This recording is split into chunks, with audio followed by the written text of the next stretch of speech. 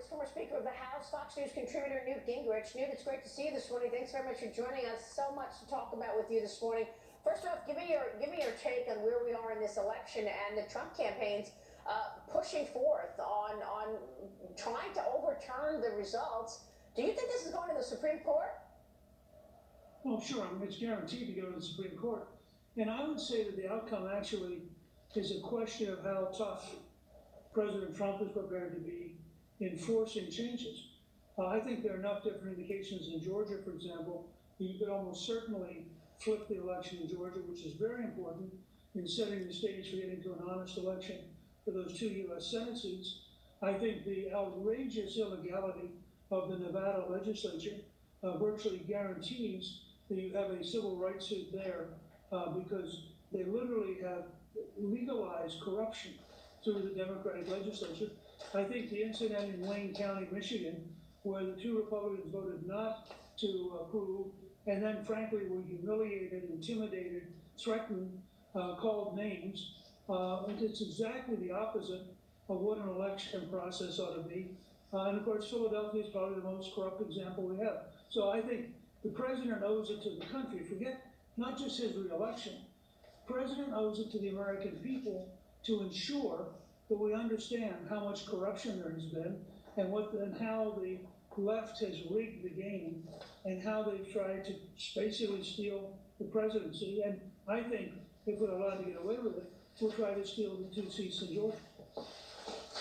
Well, that's what I was going to ask you. I mean, if we're seeing this kind of, irregularities, fraud, whatever you want to call it, in Georgia, where thousands of ballots are being found, why would we think that the Senate races in Georgia, where you've got runoff races happening on January 5th, which will dictate the policy of America, it may very well change America entirely. Why would we think that that's going to be a safe and secure and honest election? Well, you have a Secretary of State in Georgia who's clearly totally intimidated by Stacey Abrams and her political machine. You have a governor in Georgia who's hiding in the basement, doing nothing. The state legislature's got to find a way.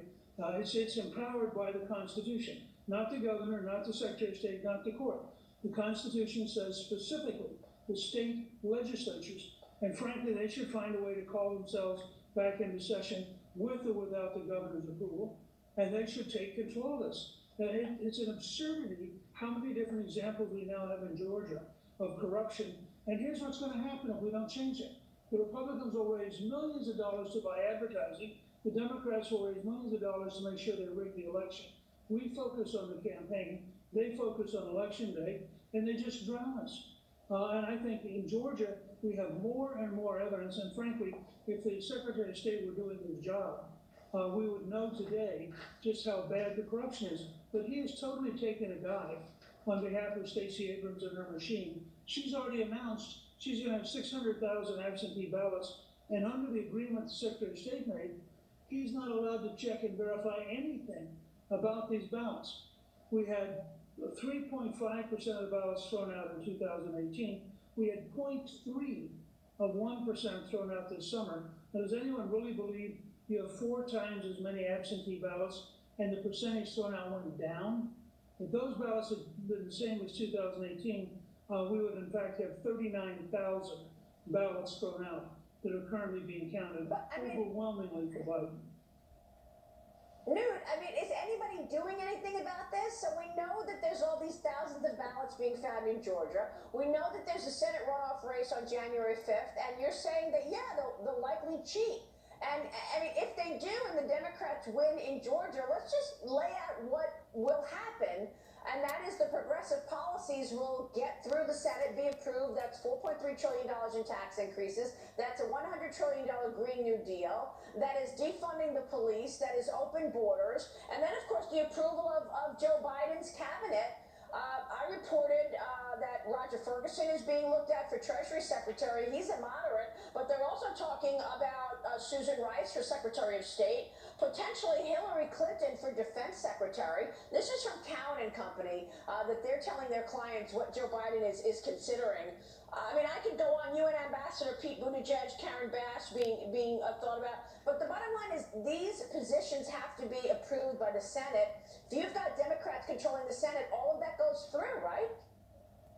Sure, and you get two Democratic senators from D.C., two Democratic senators from Puerto Rico, and you virtually guarantee the Democrats will turn America into California, which I think is their goal. I mean, Pelosi's from San Francisco, Harris is from San Francisco.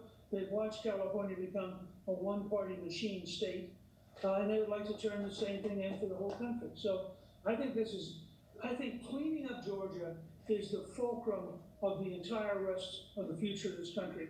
If we can't get to an honest count, and I think if we do get to an honest count, Georgia will actually vote for Trump for president, and I think we'll then easily win the two Senate seats.